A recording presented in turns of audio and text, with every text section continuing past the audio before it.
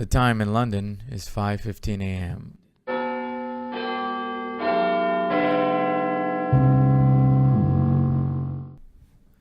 Good, we're back. Hi, guys. Well, we know that we haven't seen each other in a bit. They think we see each other every week. Why would they think that? I don't know, because we have something come out every week. That's true. Yeah. We're dumb. So thank you to any listeners that we still have. I don't know. That's it. That's all I got. Okay. I thought you had a whole You page thought of I wrote notes. this down? Thank you. No, not at all. I was listening to some of our first podcasts. Sorry for the sound on those things. Oh, yeah. Those things are bad. Yeah. They're difficult to get. They're difficult to capture. Yeah, it was bad. I was like, damn. Some of the sound was way off. Yep. So I had to fix a lot of it was file compression. Is that what it was? Yeah. Okay. Oh, because you were trying to make it fit the mold of the SoundCloud. Libsyn.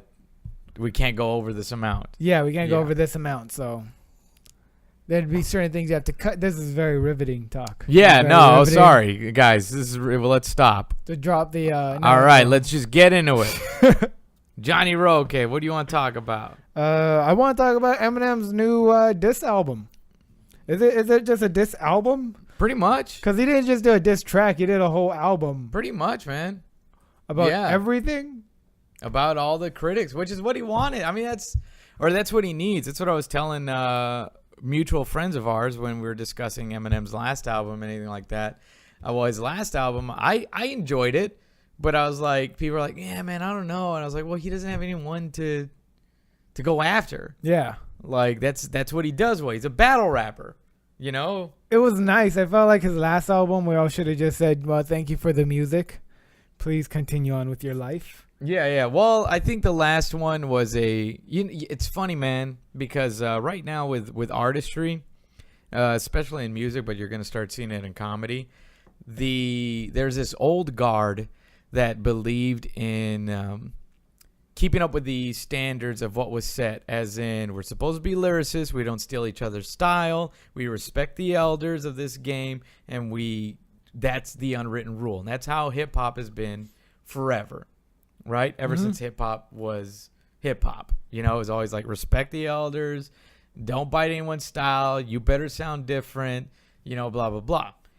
Cut to where we're at in entertainment, whether it be SoundCloud or Twitter or whatever the hell, people are becoming famous just by getting followers, not really following those rules. The new generation's almost like, fuck your rules. Yeah. And so the old heads have to learn how to adapt to that. Because it's like, oh, these guys are just not going to respect us. They don't follow our rules. So I think this is Eminem's response to that, where it's like almost like, yeah, okay, you're not going to follow the rules? Fuck it, then I'm not going to follow the rules. And then he just went old school. I kind of was on board with him not following the rules, because that is how like new styles and new forms are created at times. But like there's also a lot of guys who are caught picking at other people's style. Yeah, like there's like he brought it up in a multiple tracks how like they're just biting each other's rhymes. Well, they're all biting Lil Wayne, and which is what I always said about SoundCloud rappers. I'm like, they're very influenced by Lil Wayne, because when they were kids, that's the guy who they looked up to. He was the hottest rapper. Yeah, he was their Tupac. Exactly. That's why they don't care for Tupac. Well, that's also why they have that mumble style, because Lil Wayne, especially his first album was a lot of him mumbling. Yeah. Well, it's not even, you see, we called it mumble, or it was labeled mumble rap. I don't know if they labeled it that, but it was more of, I just get in the booth, man, I drink some lean, I get up in there, and I'm just like, I'm dope, motherfucker, what you think? I go for the girl, and I put it in the paint. I don't care if my dick stink like 23 girls. That's the style. Like, we get fucked up, and we just fucking go. I don't know.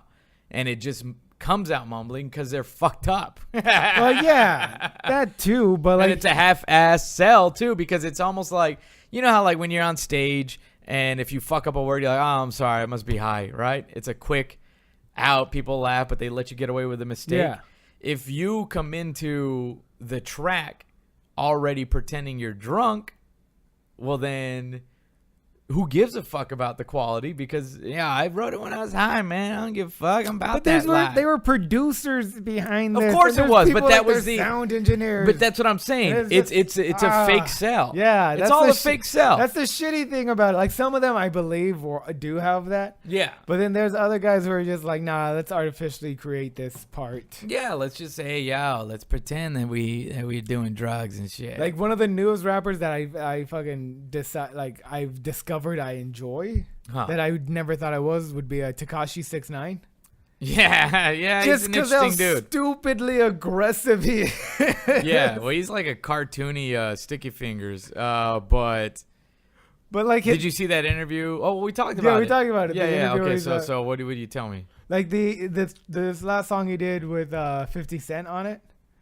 Is it? I don't know if I heard it, but I heard one recently with 50 Cent on it. It's like go get the gat. Oh no, maybe it's fucking like it's just a violent song, an angry violent song. Yep. And it's stupid and it's fun to hear. Yeah. He like Tekashi 6ix9ine opens his bars with why don't you motherfuckers go out and suck my dick? Matter of fact, suck your dick with your mom's lip. Yeah, stupid. I did hear that one. Yeah. And that's it. He just said, yo, bro, we are in a weird time where it's cool to have talent, but it's even cooler to quote unquote have talent. Yeah. And then pretend you don't have talent. You know, it's Eric Andre, bro. Eric Andre is a byproduct, and I know he's a comic, so whatever, fuck it. But it's a byproduct of this generation of like, you know, I'm gonna completely just do whatever the fuck, and if you don't get it, well, that's on you. Yeah, but I think Eric, like you said, Eric Andre is that part of like have talent, but act like you don't have talent. Yeah, because there's all those guys who do try to do. Yeah, because he does great at acting. Yeah, he does great at other. But it's that whole pretend I don't have it. Yeah, like, oh, what am I doing? It's like, no, Loiter Squad. You're good. All Loiter Squad. Yeah, man. Just act like you don't know what you're doing, but yeah, and it's weird how that has become a sell to America, where it's like, you know, Americans right now are in love with. This is how I explained it to somebody. I was like, back in the day, we were impressed when we saw someone with talent. Back in the golden era of Hollywood, you had to tap dance, sing, act, everything. And that let people know this guy is talented. Yeah. Grace Kelly Triple is talented. Yeah. Quadruple most of the time. You know, they wrote, they directed, they acted, they sang, they danced, everything, right? So it was a flag in the ground of like, you will never be these people. Mm-hmm. It's there, and then as time progressed, even the heroes of the stories were like, well, let's make them more relatable. They can't all be perfect and macho and this and that. So let's give them a little bit of flaw. So they started giving them a little bit of flaw. And there's like, well, let's give them more of a flaw. Let's give them more of a flaw. Then reality TV was like, well, let's make these people feel like they could be part of this TV, and that's why they're watching now.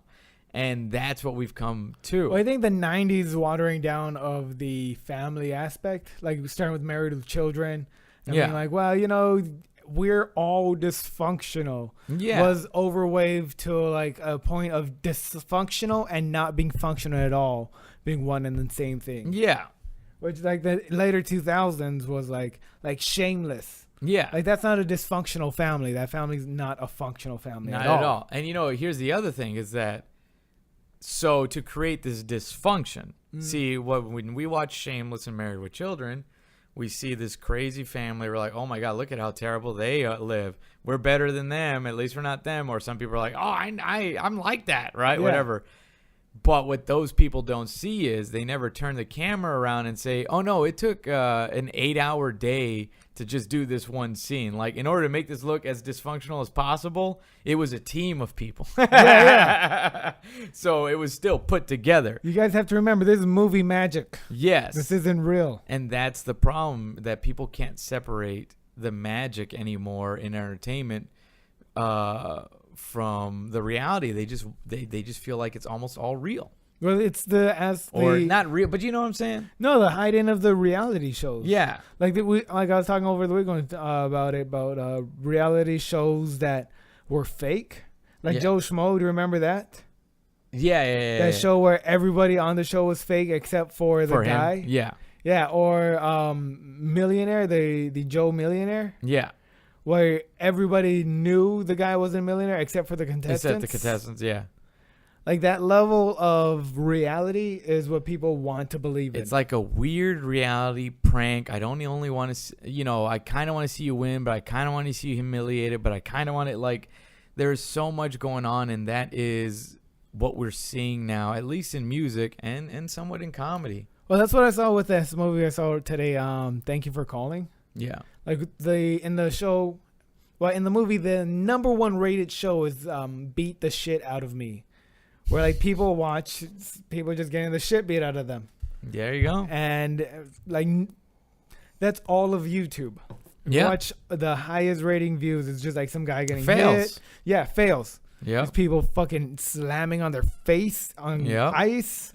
It's like 5 million views. How to eat healthy and correctly, easily for a week. 100 views. Well, yeah. Like that's just. And watching a Guerra stand up. 54 views. But it's, they're growing.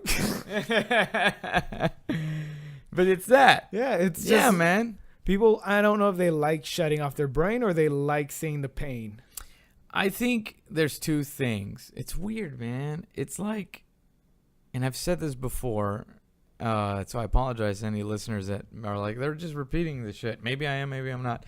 But it's weird that the audience demands their artists to either live the life that I'd never want to attempt. So that's how you end up with the Little Xans and things like that. We're going to get the Little Tays. We're going to get really fucked up and crazy for you guys. I'm going to buy the wildest the Supreme Patties. I'm going to buy the stupidest chain for you guys so you could see somebody do it. You wish you could, but you really don't want to do it. You don't have the money, or you're actually smarter than this, so I'll be the dummy, right? So there's that aspect of celebrity that's happening right now. And then I forgot where I was going with this, to be honest. Okay. just the overhypeness of being a celebrity. Yeah, or the other part of the celebrity is I want to feel almost as if I can do it, but I just don't want to. Well, it's the whole unboxing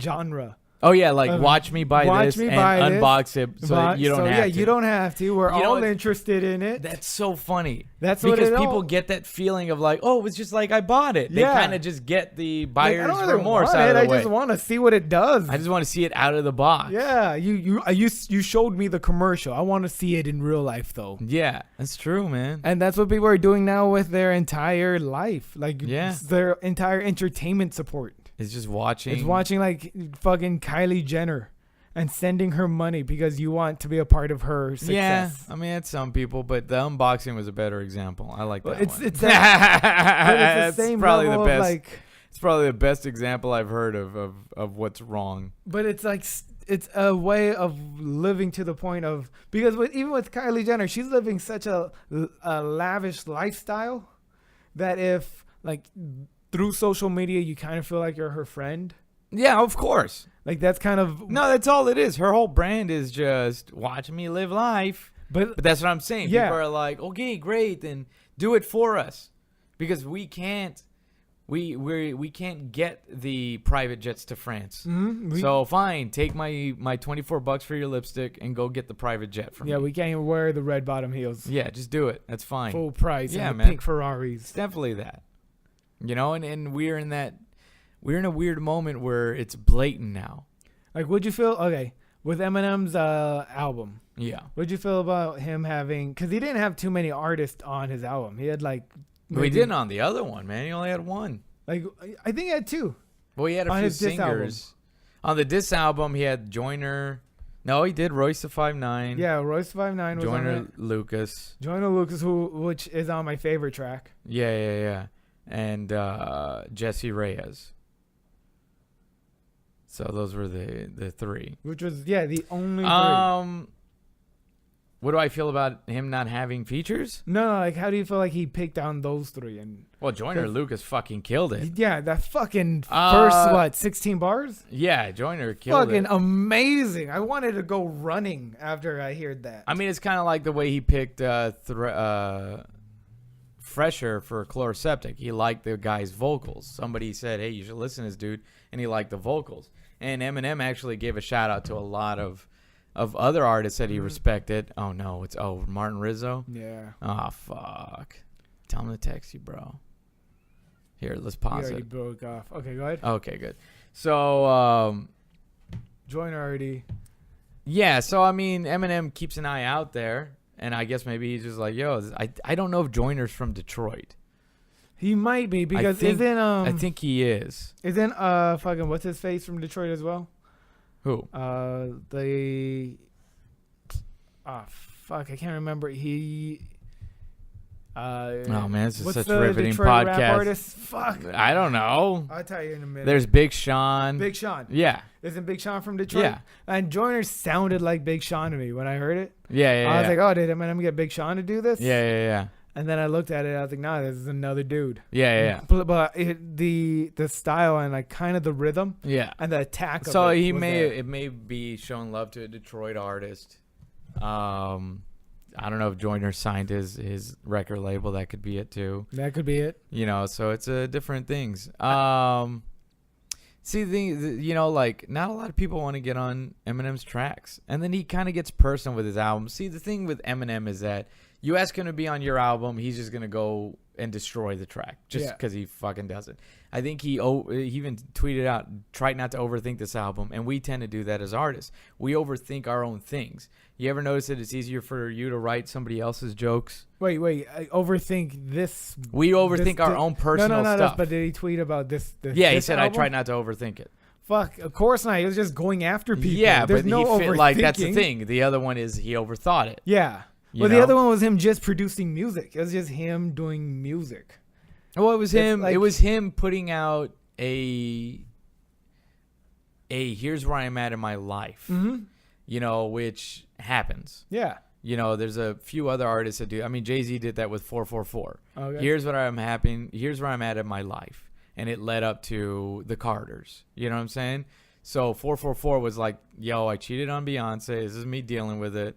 This is me feeling terrible as a father. That's why 50 Cent actually was like, that album wasn't that great, because it wasn't like Jay-Z's older albums where he kind of brags about hustling and what I'm doing and this and that. Let's live a little bit more lavish. He was finally opening up. Yeah. You know?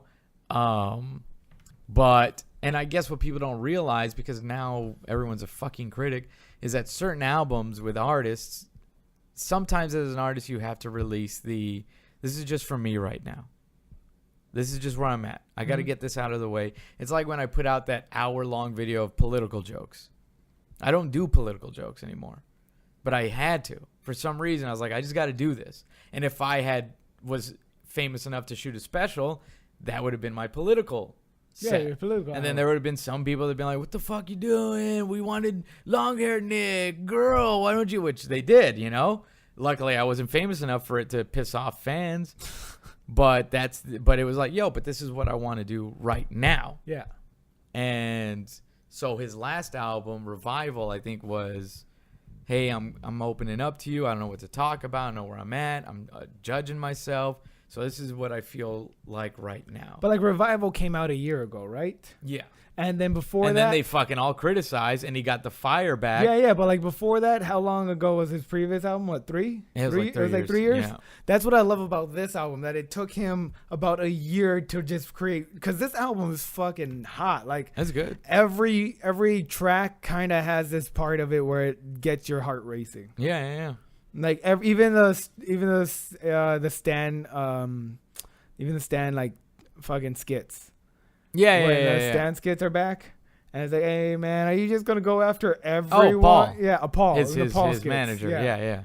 Are you still gonna go after everyone? Yeah. And then he calls him back. He's like, oh, okay, I'm not gonna go after everyone, but there's this bitch in Pennsylvania. I'm gonna go murder him and fucking see him. Yeah. Like there was just that energy. And it also was him clowning where he's at too, where Yeah. he's like, I found out where they live. It's like, look. But I love that because he brought it out. Like I know this is ridiculous. Yeah. But fuck this you is guys. what I'm going to do. Yep. This is what I'm going to do.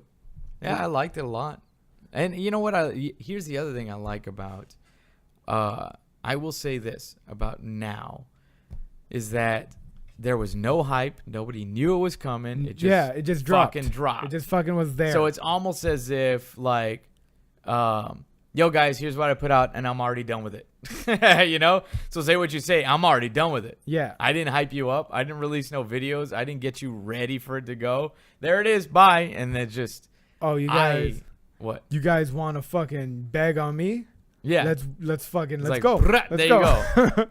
There you go. And I just did it with no reason to.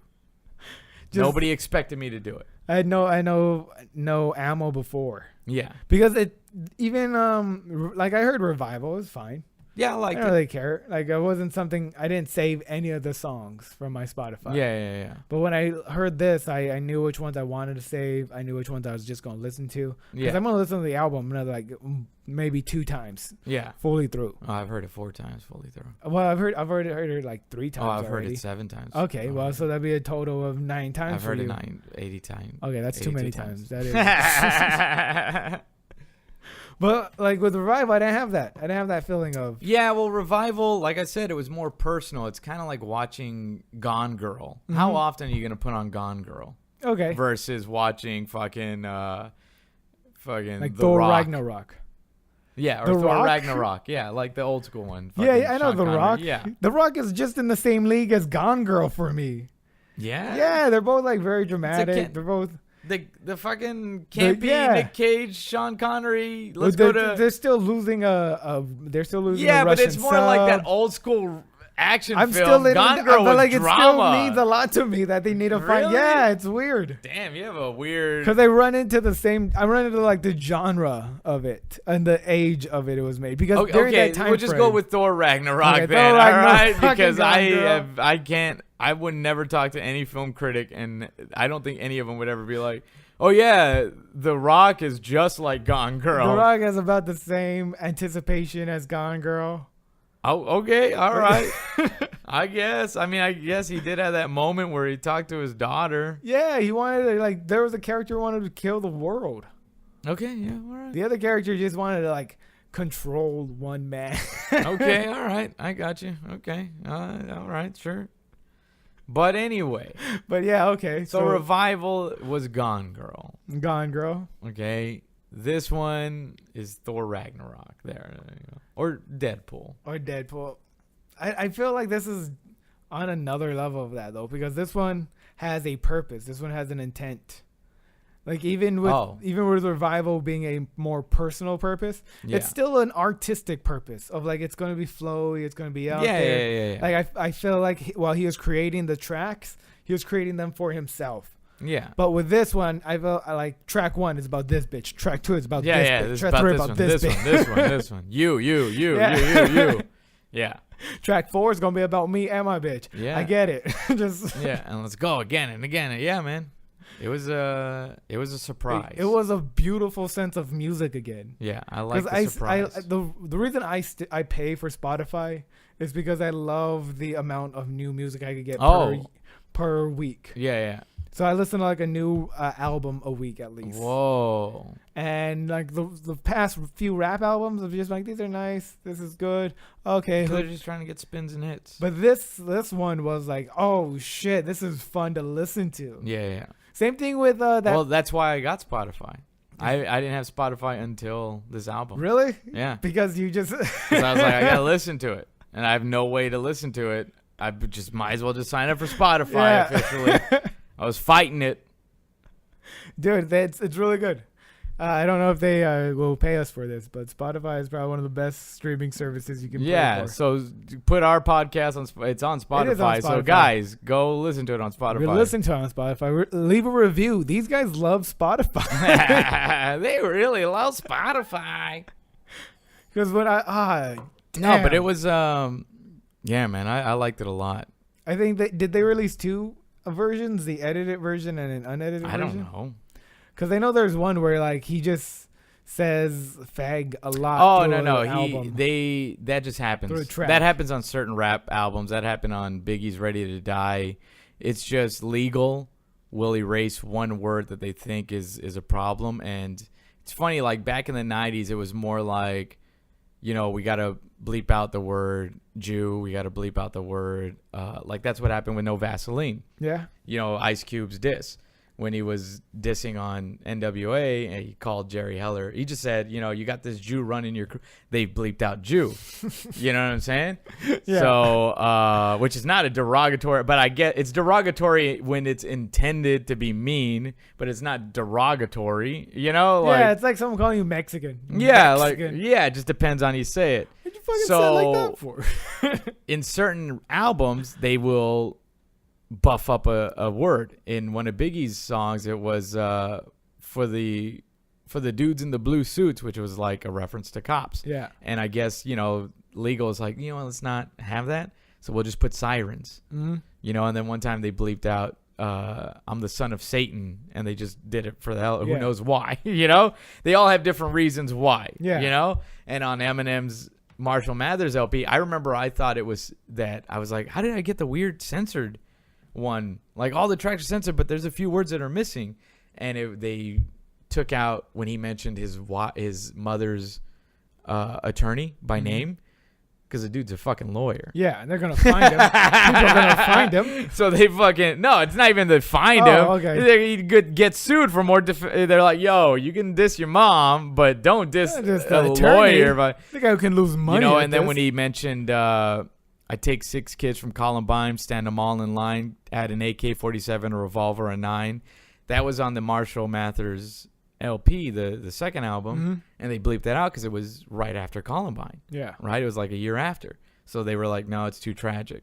That's why he repeated it in Rap God, and even mentioned, let's see if I'm not famous enough for this line to finally go through, and it did. Fuck. You know, like he said it on the thing. He's like, I'm probably not famous enough for this to be for this line to get bleeped out. Yeah. So that's just what it is. When he was I like, remember. I remember hearing those words in that song. I'm probably not famous enough for these lines, but like he said it so fast that my brain really couldn't even like. I didn't when go I heard back. it, I knew what it was. I was like, Yeah. oh shit, he just fucking like. That's the weird part. If you're a big Eminem fan, you know all the callbacks he's doing to his previous career and why he's responding to what and all the little things. The other thing I pointed out was, or that I you know, because I talked to Justin Foster about this a lot. We actually talk about Eminem a lot. The last album was Rick Rubin. Yeah. Now Rick Rubin is known for, yo, let's just get the brass bones, you know, your simple vocals, and let's just have you hit it hardcore, which is what he did with Johnny Cash's last album and kind of what he would do with the Beastie Boys. If you listen to old Beastie Boys records, it was just a simple beat and their vocals, not much production. Well, Eminem was raised by Dre. He benefits off production. Yeah.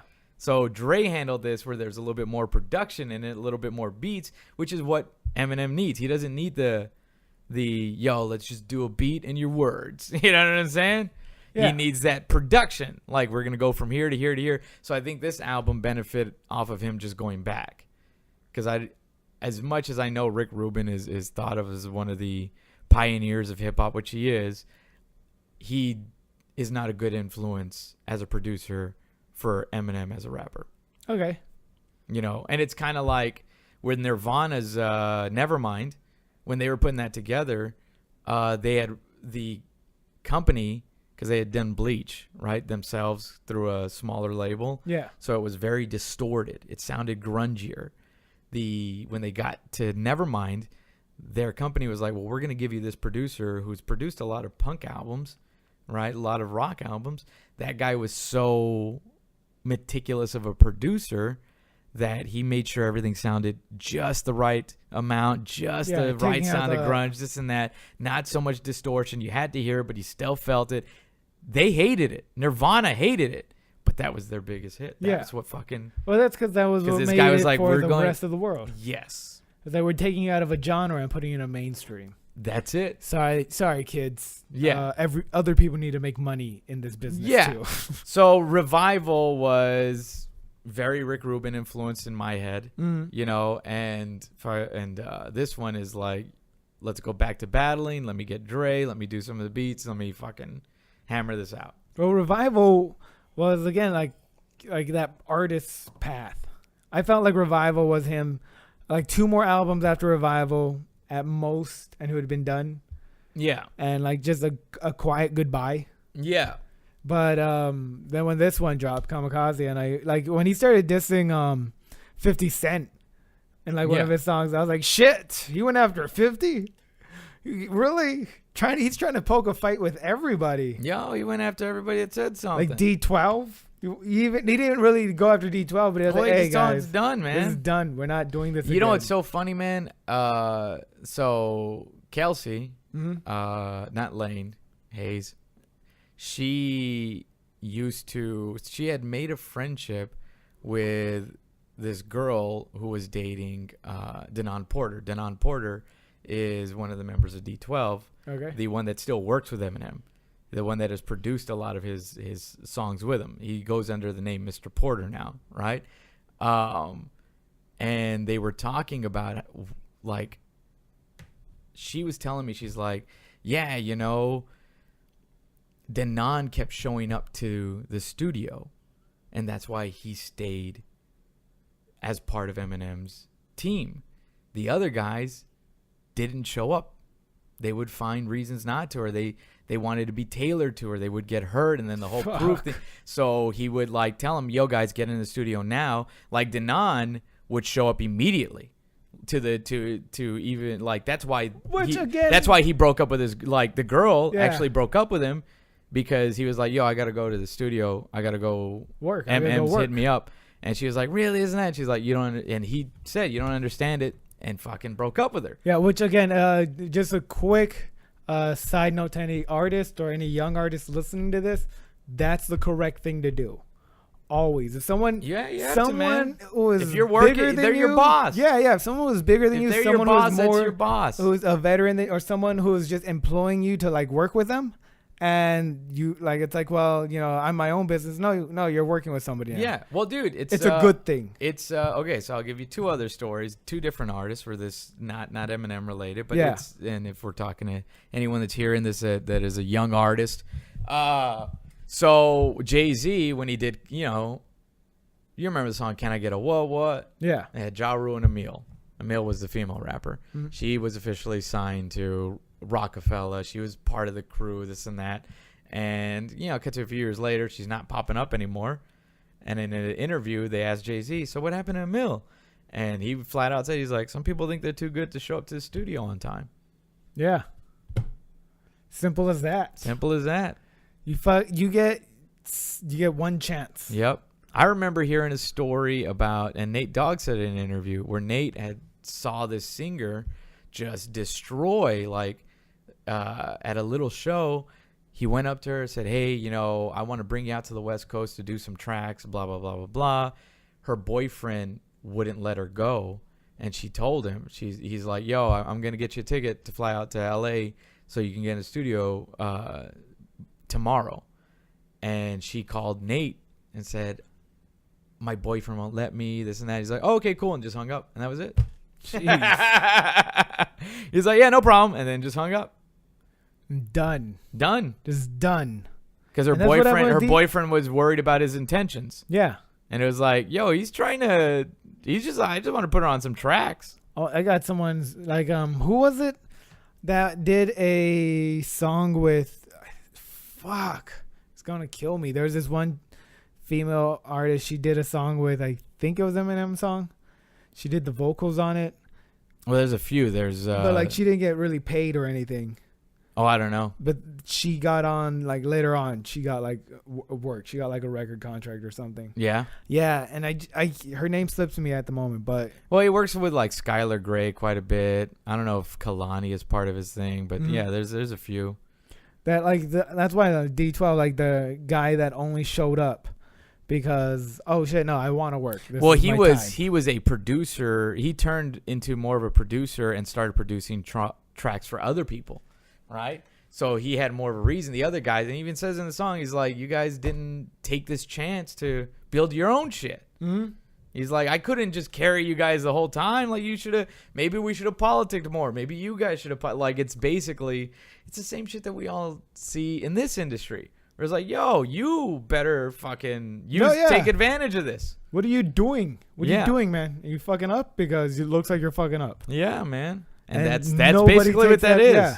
No one takes that seriously when someone tells them. Yeah, it's like, And yo, did you get this? Did you get that number? Did you do this? Did you contact? You didn't do any of that? All right, well, What the fuck do you want from me then? see you later. Is that arrogance? Is that weird arrogance that some people have of I don't need to do this?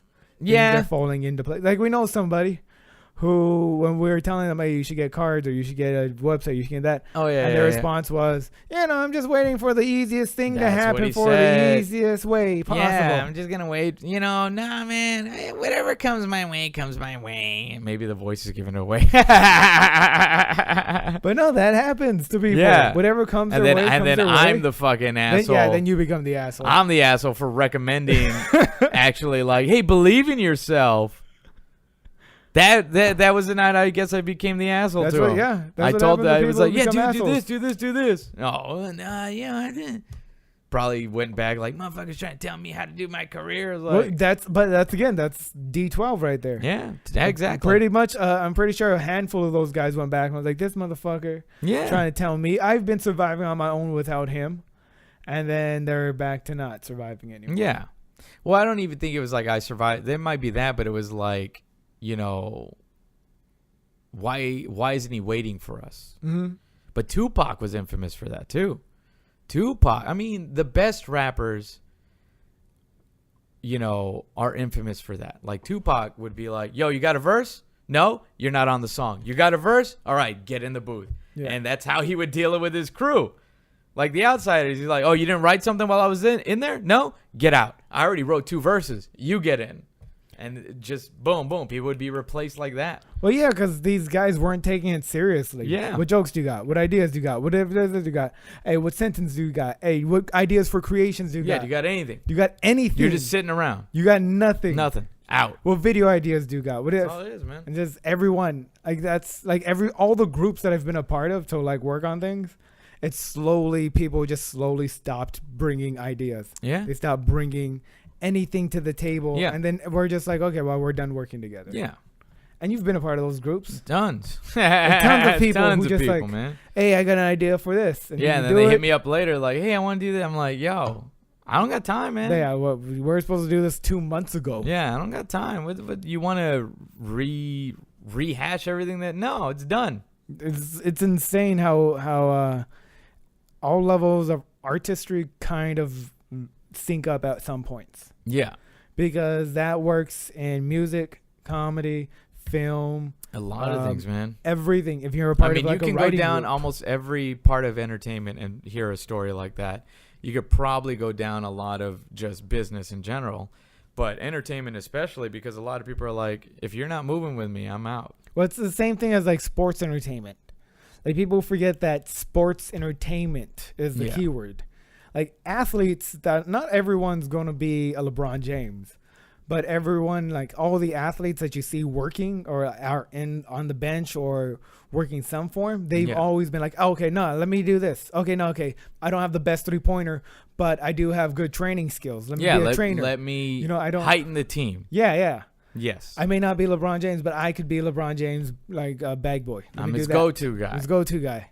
I'm the guy who knows who's going to passing the ball. I'm the guy who knows Yeah, who's going to man. run the drills with him. That's it.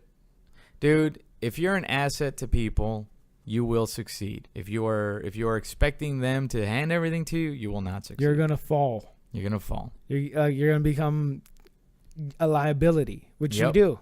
You become more of a liability when people have to look at you. Yeah. Well, it or becomes that take whole care thing of like, you. exactly, like, yo, how much more do I have to do for you? Mhm. Because what the other thing people don't understand, and this 50 is Cent, this is going up from you from Eminem. the other thing. Well, no, 50's fine on his own, man. I wonder what 50 did. Now I need to go look, see what happened. Oh, he's just saying like all you did was bitch and moan. What was that? Was that like that's his main point? Like when he was banging on 50, he was like, "You're just bitching and moaning, man. What else do you want me to do for you?" Yeah. It's like, I did that. But fuck, I forgot what I was gonna say. God damn it. Oh well. Yeah, There you goes make that yourself thought. an asset and not a liability to people. Yeah, I don't remember. What's your favorite track on the album? I don't know, man. That second one's That that third one's dope. Okay, man. the second one is Greatest. It was fun. A great hook. Yeah. Honestly, I feel like It was like, to me, the second one was a taunt. It's like, look at how good I am, and now I'm going to just like fucking like a kid at schoolyard. You're stupid. Your mom's ugly. I'm the greatest. I'm the greatest. Yeah. Like that. It's that. It was just like Almost like, yo, I just destroyed you, but it was just me playing around on the playground. When he says that line, I sound like a broken record breaking all the records because all the records I've been breaking. I was like, shit. Yeah. Fucking shit. This is the guy who wrote this. He wrote like 3 other forms of this one sentence. Yeah. At the very least, 3 other forms of that. The Lucky You's great. I've been singing Normal in my head actually all day. Normal's so fucking fun to like. The chorus between him talking shit to his girlfriend and then being fucking insane himself at the very end. Yeah, man. There's a lot to it, man. I don't think there's one track that I don't like, to be honest. Oh, now that I'm looking through them. Which one's your favorite, though? I would guess Fall would be my least favorite. Fall? But I still like it a lot. Yeah, that's why. That's the only one that I don't remember. That's why I had to play it like, what the fuck was Fall? And Venom. But that's because it's written for a motion picture. It's fine, but I don't really care for Venom. Was it written for a motion picture? Yeah, it's written for Venom.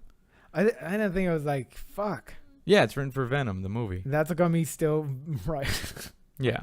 That's gonna like there's some weird like word placement in there. Yeah, and he'll probably, I'm sure that he's doing that album too. Or at least putting it together. That's gonna be the best part about that entire movie. I've not watched a preview. Putting it together, really? That's the best part. Yeah. So it's all good, man. I don't know what to tell you. The Ringer. I liked it. Liked the way it started. A great album. I feel like it's Lucky You's probably a dope fucking track. Lucky You is a great track because that dude Joyner Lucas. I feel like Joyner outshined Eminem in this. Well, you knew he had to. Well, I feel like he brought in his like his I'm probably never gonna get a Grammy because, and then he lists the reasons. Yeah. And then M jumps back in like, I got a Grammy, but I had to sell out for all the. I was like, fuck. Yeah. You guys are just going back to back on this. Yeah, man. It's like that I think the Evil and Bad.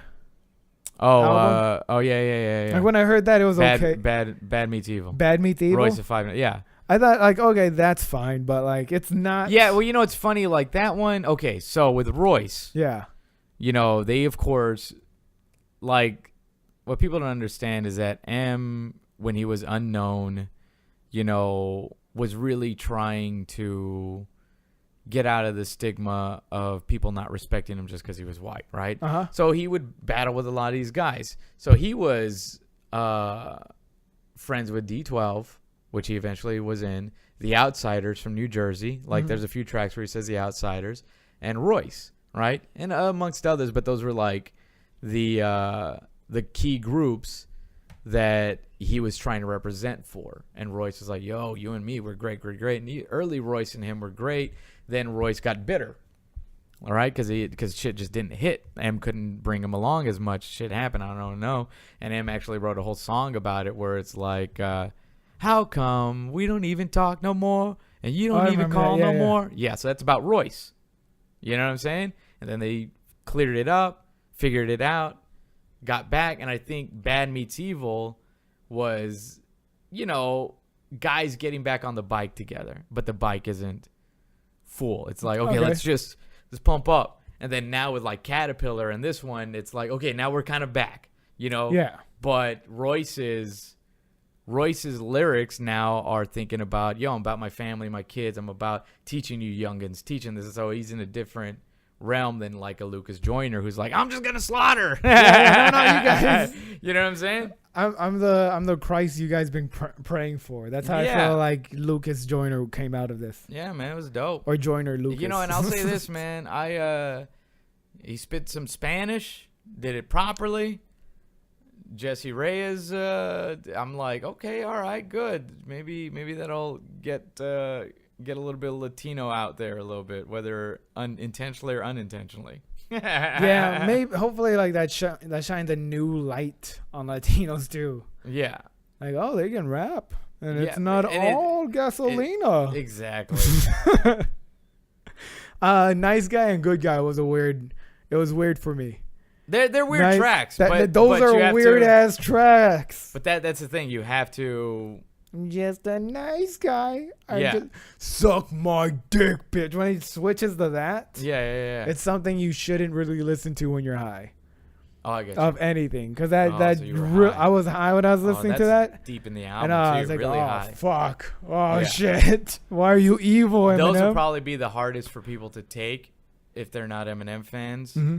But if you're just like, yo, I've been with you the whole. This is fun. You get it. Like, yeah.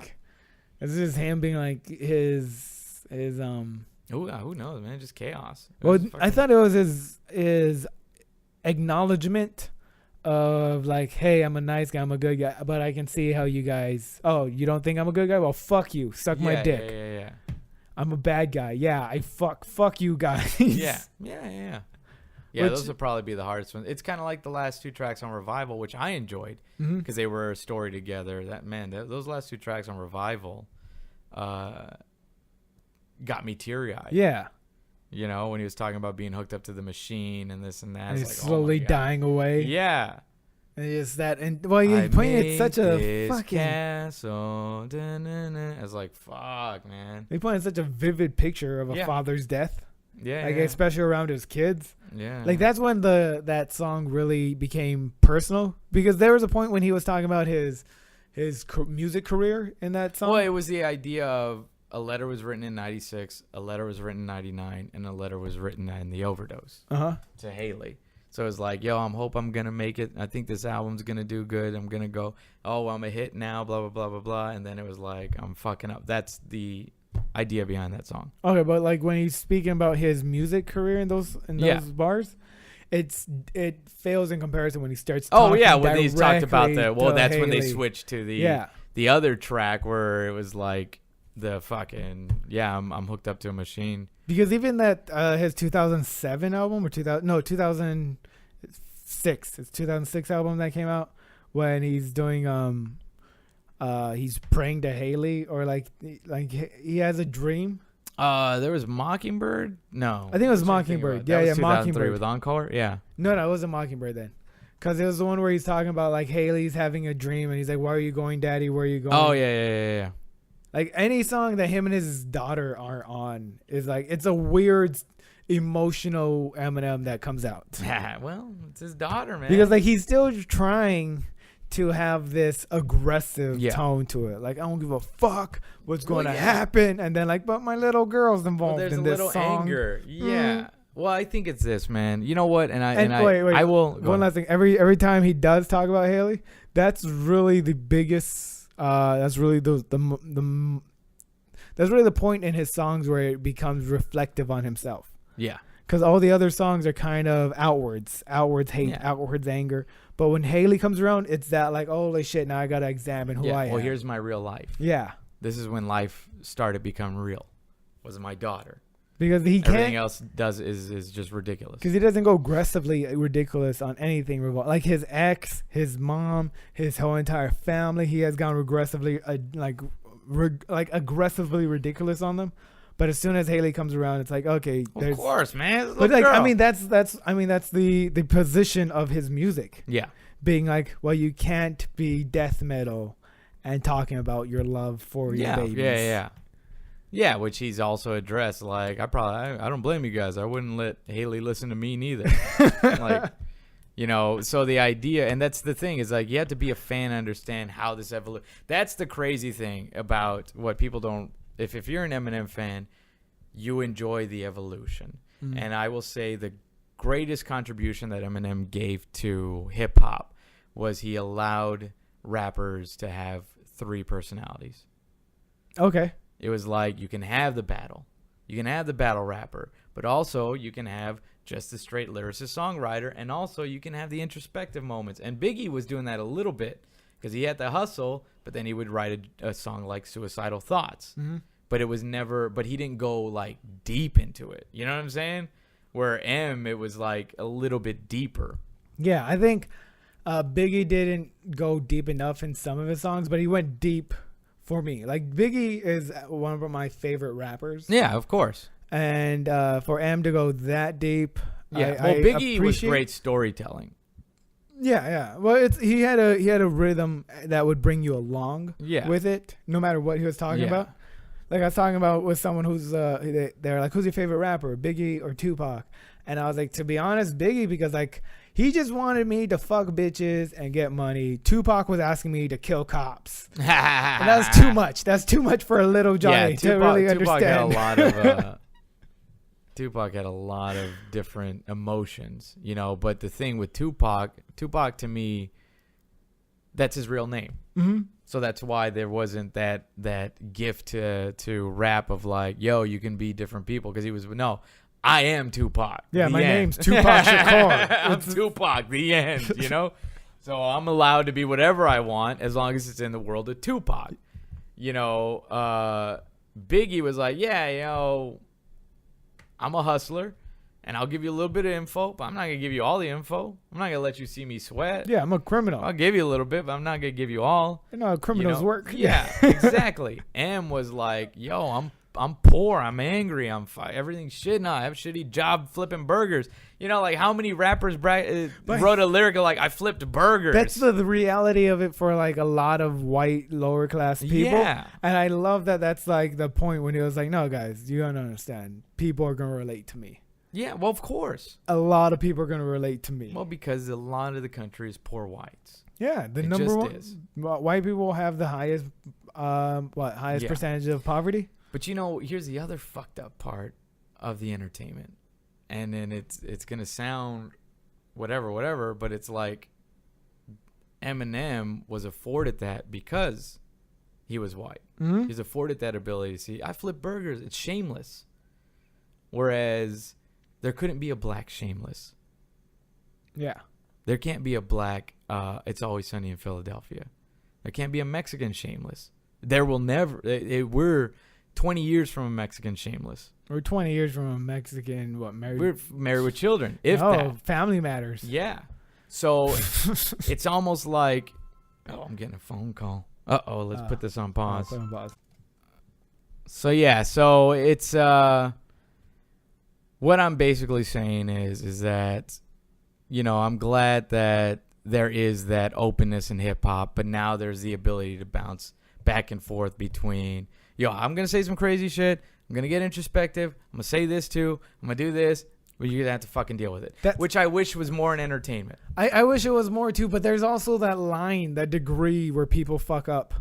Like, okay, Biggie had that, like, I'm not really gonna let you in, where M has that, I'm gonna let you in, where Kanye has that, oh shit, I went too far in, God damn it. That's the thing. The line is are you willing, how far are you willing to deal with explaining your opinion? Mm-hmm. And how much of this is, like, when I post things, it's so funny, man. People talk to me about, like, yesterday, a comic came up to me, he's like, I love your Facebook stuff.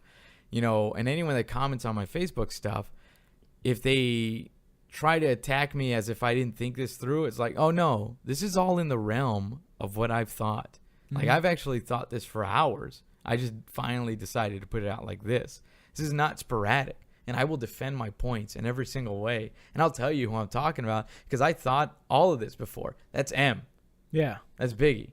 Kanye is like, I'll tell you as I'm thinking it. That's Trump. That's Kanye.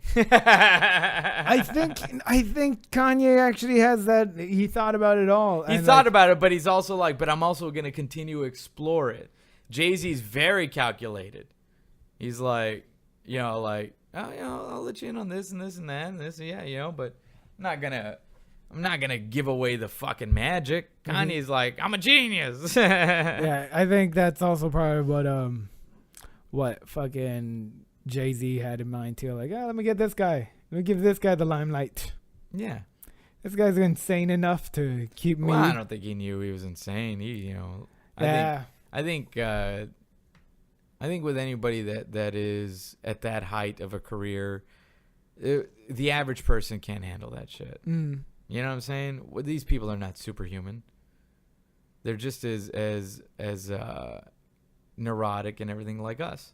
Yeah. They have a lot of problems. They all shit like us. So to think that they somehow are able to handle celebrity just because they are one is a dumb way of thinking.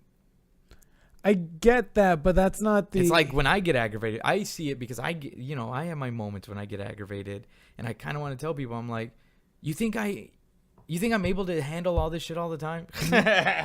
Just because you think since I'm doing stuff like that's entertainment and on TV in a way that I can fucking just carry this bullshit? No.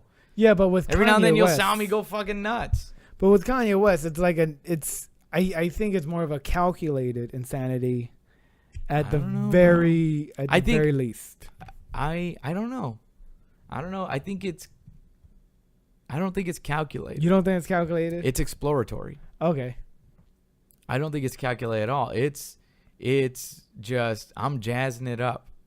Like I wish I could come up with another artist, who may have had like a chaotic style where it was painting or whatever. Where it's like, there is no rhythm or rhyme to this. You're just in the presence of greatness. So here comes greatness. The end. Wasn't the last one well, like Andy Warhol's kind of like that. Oh, okay. You know what I'm saying? Okay. Yeah, Andy Warhol. There may have been a little no, Hunter S. Thompson. Hunter S. Thompson's probably a good example of a Kanye brain. It's like chaos, and no matter what I burn behind me, I'm going to slide down the ashes okay. Mm-hmm. That's the thing. It's that wild chaos of like, oh yeah, you guys, if you try to keep up with me, you'll probably die. All right. You'll probably hurt yourself. But somehow, I'm going to skate right through. Because I just go with the chaos. You guys think about it too much. And that's kind of that. That crazy Mad Hatter. Not Mad Hatter. Yeah, man. Very Mad Hatter. Cat in the Hat. Cat, yeah. Don't worry, follow me, and you'll see all the things will go with glee. Yeah, more Cheshire Cat. And then you're like, holy shit, the fuck is going on with this guy? Yep. I hope this is Eminem's last album, though.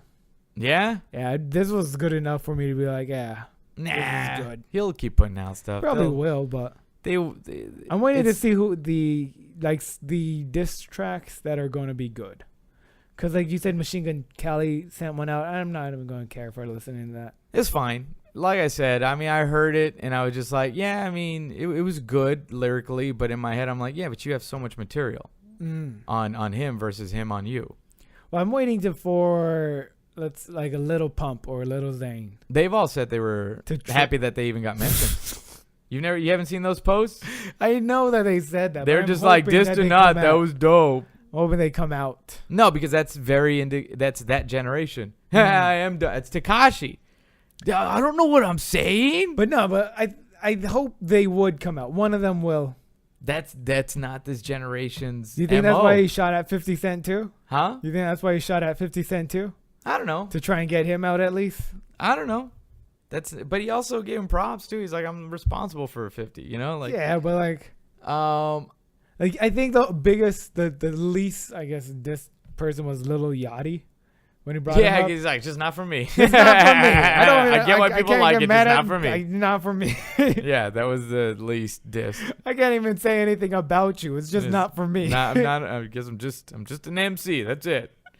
But yeah, man, it's I think. Little Pump. Machine Gun Kelly is just old enough to put out a diss track. Mm-hmm. These dudes are like, it's the fucking Generation Z. Yeah, you're right. I'm dumb. Yeah. It's Generation Z, bro. There's gonna be at least a few that come out. I think there's gonna be a few that come out and try. They're just happy somebody mentioned him. Oh man, the best way this would work out for me as a fan. Well, Little Xan's already pissed off at Noah Cyrus. The best way this works out for me as a fan is that these rappers that he mentioned say something back, but in the onslaught of them trying to say something back, they also diss the other rappers. The ones that would try to say something back, I mean, even though Joe Budden couldn't because he's on Shade 45, I don't know if he would or wouldn't. Joe Budden probably has that head to try, probably won't. Charlemagne the God, he's not a rapper, right? Charlemagne the God? Maybe Tyler the Creator, but I think Tyler the Creator does not care. I think I care. I think Tyler the Creator has enough no, because his whole enough of a backbone. His whole MO is I don't care. No, because he's another part of that. No, because like he still doesn't like being told what to do, and he still doesn't like being bullied in senses. Like when people are no, they've already asked him about it, and he's like, "Yeah, words are words, man. I've been called the N-word. It doesn't fucking bother me." Okay, I'm just waiting. I'm pretty sure he's gonna come out with something. I have faith in Tyler the Creator. No, I don't know, man. To at least have some disc on a track. Yeah. Nah. The other ones I don't see. I can't even see Lil Pump doing anything. Well, he's gonna go to jail. He's gonna go to jail. He broke probation. Is he? Yeah. Fucking idiot. Yeah. The other guys, I don't even know what they're doing. Yeah. Well, Little Xan was dating Noah Cyrus, and they just recently broke up, and he went on social media saying, "That was my record label that put us together." Damn. Right. And 50 Cent's probably gonna make another album against what? Fucking Terry Crews? Nah, he's just gonna do his stuff with Tekashi. Weirdly enough, the last diss album or last diss track that I could kind of hear was, I guess, kind of wasn't Nicki Minaj. The Queen one. Or where he's like, "Yeah, I'll fuck this, I'll fuck that." Yeah. Just talking shit about guys. Yeah. That was. I think she was like, "You guys all talk about how you're gonna have a menage with Nicki. I'm gonna fuck." You know, that's basically an easy rhyme. So she's like, "All right, motherfuckers, here we go. You gonna talk about fucking me? Well, no, I'm gonna fuck you." Oh fuck. And that was the last battle rapper I could respect before this album dropped. Yeah. Because even when I was listening to that track with her talking shit about everybody, I was like, man, rappers don't do this anymore. They don't just shit on people for fun. Well, because they don't. I mean, they might mention here and there. They do it on social media. The new rappers, they don't do it really on their tracks because they can't. Because that's not their style. Their style is to do it in videos. Yo, fuck you, so-and-so, this and that. But when they get in the booth, it's like, y'all just feeling it. Y'all just feeling it. You know, that's what it is. I think that's probably a downfall for the American youth, sadly. It's weird. Well, yeah, American youth is exactly that. Because we're getting, like, okay, with all the anti-bullying going around, there's that little piece of advice that people forget, like, if someone calls you gay, just call them gay back. Yeah. That's all you have to do. Just do it back. Just do it better. Back. And like, they're not going to be mad at you. Or if they are, you're going to be like, you called me gay. Why? What's wrong with you? What's wrong? It's like we said, the leveling up on the ball busting. Yeah. Oh, you're going to take a shot at me? I'll take a shot back at you. And that's one thing this next generation isn't really learning. Yeah, no, because they're very much like, say what you want, man. I don't give a fuck. I'm in my own zone. Well, they're going to learn it when they're all older and having to deal with each other in customer service or as bosses. That's where they're going to learn it. They're going to learn it when they're all in a fucking office, all pouting together. Yeah. Like, fuck, man, why you? And then none of the businesses are ever going to hit because it's like, well, none of us can get on the same track because all of us are sensitive. All of us want to be treated nicely. Yeah. And the one guy who isn't is fucking ahead. His runniness. Yeah. Yeah. So remember to tell your kids, if someone calls them gay, call them gay back. And if they are gay, tell them. Tell your kids to fucking. Don't let it bug them. You can't let it bug you. You got to learn how to go with the punches, man. That's the shittiest thing. Because I remember being like bullied. Yeah. And my only defense was, I know you are. Yeah. Okay, now I need to come up with something better than that shit. And you did. Eventually, it came out. Well, to be good. dude, that's why I'm a shit talker. Yeah. That's it. People are like, "Oh, where'd you get your comedy from?" From defending myself. Fucking having to say words to make people to make people laugh enough so that they didn't get mad hit at me. Yeah. They would just leave me alone. Or they're just like, I'm not gonna really make fun of that guy. Yeah, because he's gonna, or I'm not gonna do anything to that guy because he'll make fun of me 10 ways. Yeah, maybe I'd beat his little ass, but everyone's gonna laugh at me. It's like, it's exactly why I make fun of people now. If you ever see me making fun of somebody, it's because they made fun of me. Dude, that's all it is with me. Right? That's all it is with me. Like, Or they're just a little too cocky, and I know that nobody makes fun of them. Like, boom, got you. Let's put you down. Boom, got you, motherfucker. You're cool. Let's see how cool you are. Bah. Sometimes though you get caught up in a restaurant with a sensitive bitch who can't take ball busting. And he has to have his feature. Yeah, whatever. Anyway, can't wait till that disc record comes out.